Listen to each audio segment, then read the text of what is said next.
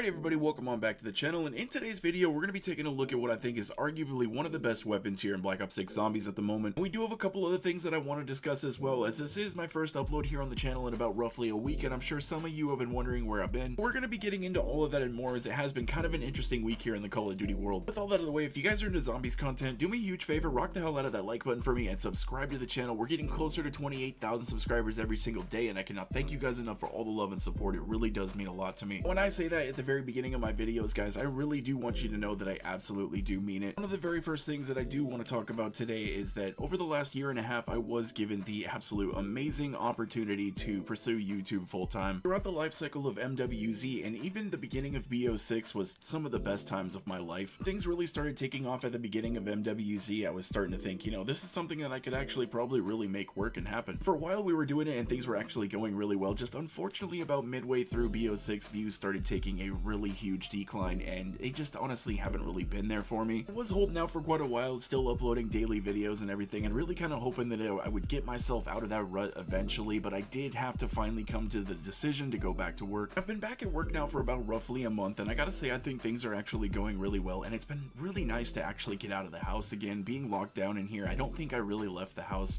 probably about a total of 10 times in the last year and a half. Now, that is undershooting it just a little bit, but doing this full-time really does make you a little bit more isolated than I think some people think. And you eventually end up getting yourself in these weird sleep patterns, like you'll end up working on videos all night long and then sleeping during the day. It started getting to a point where the most human interaction that I would have with somebody throughout the span of a week would be going to the grocery store a couple times. So it's not all doom and gloom. There are definitely some pros with me going back to work. I definitely got no problem with doing it. I've been working a job or two jobs at the same time almost my whole life. It was a little bit of an adjustment for me going back, and I am getting back in the swing of things of trying to get daily uploads out. Maybe not daily, but at least semi-daily uploads here on YouTube. Did it for many years before. I know I could do it again. It's just getting back into the swing of things. For a little while here, the uploads will be slowing down just a little bit, but I do, like I said, plan on getting back into at least doing semi-daily uploads. Hopefully eventually at some point we can get back up there to where I can actually rely on doing this full-time again. I do want to take a quick moment and just absolutely thank everybody who has taken even a little bit of their time to support me throughout the last year and a half. If you've been a member on the channel, if you've left a super chat, a super thanks, just know that that means so much to me. You guys don't even know. You guys are quite literally the reason I was able to put food in my belly and keep the lights on in the house, so I really appreciate it. Honestly, that goes for everybody else as well. If you've dropped a like, if you dropped a dislike, a comment, if you were a troll, honestly, it doesn't even matter. Every little bit of it went towards helping me accomplish getting to live out this dream job of mine, and honestly, that's something I will be forever grateful for. The other side of the coin, guys, and the reason why the uploads have also slowed down a little bit is just because BO6 is kind of starting to get to that state for me, and I know for a lot of others, where it's just starting to get a little bit boring and I'm running out of things to do. And don't get me wrong, I still absolutely love BO6. I love BO6 Zombies. I am still looking forward to Janus Towers and any other content the Treyarch has planned for us coming down the line. After hitting level 1000 and getting the Nebula camo and all the weapons, and I got most of the Dark Ops challenges done, I'm struggling to really find a reason to continue playing. I know that some people might say, well, that's kind of a thing that you've ended up doing to yourself, but then again, if that's really where the cap is, then that's a whole nother problem in itself. I have mentioned this before, and I don't know if a lot of people ended up really agreeing with me, but that's alright. I think that we are in the day and age of gaming and live service and everything like that, where if you want to end up doing a round-based zombies like we ended up getting with BO6 with these smaller size maps and Easter eggs and stuff like that, then we need a new map every single season. I know some people might be going, that's ridiculous, that's just too much to ask. Honestly, it's really not. Call of Duty life cycles only have 6 seasons, that's only 6 DLC maps. Because the problem with these round-based zombie maps is that even though they are absolutely phenomenal, they are great, most people, like 99% of people, they get it on once they complete the Easter eggs and they beat the boss fights, they're done playing them. If they're super fans of zombies, they really like the mode, maybe they'll come back through and they'll beat the boss fight a few more times, maybe they'll do a few more challenges. I think even for a lot of us die-hard zombie fans, a lot of these maps have about a lifespan of 2 months. And I honestly personally think that's stretching it quite a bit. Even after 1 month after Shattered Veil come out, are any of the larger zombie YouTubers still making content on Shattered Veil? No, they're not. Because they squeeze absolutely every little drop of fucking life that these maps have out of them within the first couple of weeks, and then they just leave them. They're done playing them. But one thing that these round-based maps definitely do have is longevity, and what I mean by that is that they have the ability to bring people back years later. You could go 4 or 5 years without touching this game and then want to come back and maybe re-experience Terminus or Citadel or something like that with your friends, and you can have just as good of a time as you had when you originally booted up the game when it first came out. That's great, that's awesome. It basically means that these maps are going to be timeless, unless Treyarch ends up deciding to take the servers completely offline, especially with BO6 being strictly online. That may be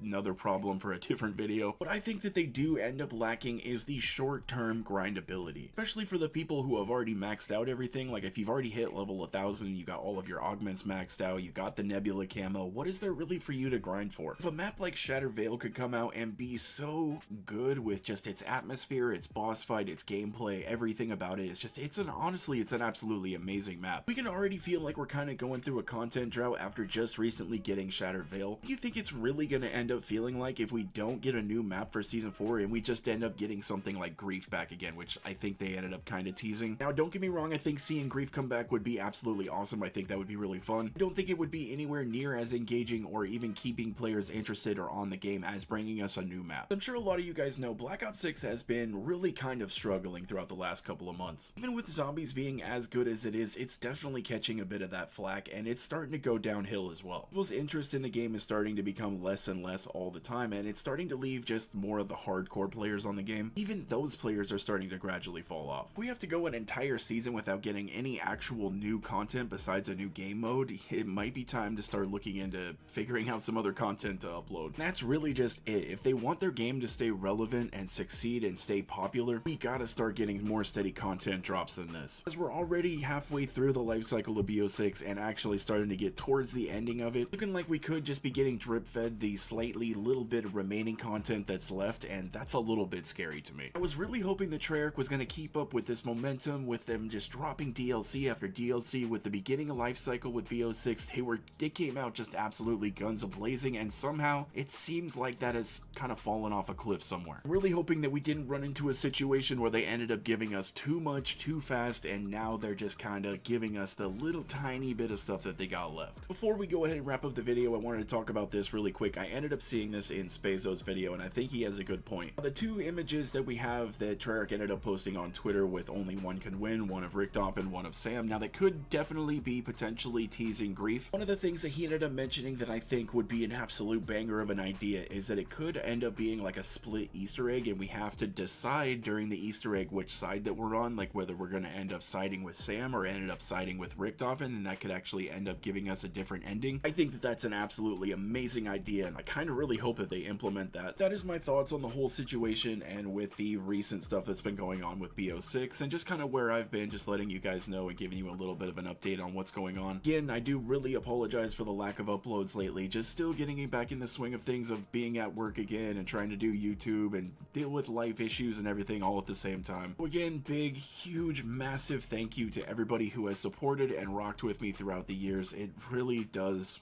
honestly mean so much to me. Just to give you guys a little bit of an Easter egg here, at the ending of every single one of my videos, I always tell my viewers to have a wonderful day, because one of my absolute favorite YouTubers and inspirations here on the platform always does that, and it always makes me feel good, so I like to show that to you guys. If you guys know who the YouTuber is, let me know down in the comments. With all that, thank you guys again. I hope you have a wonderful rest of your day, and I will catch you in the next one.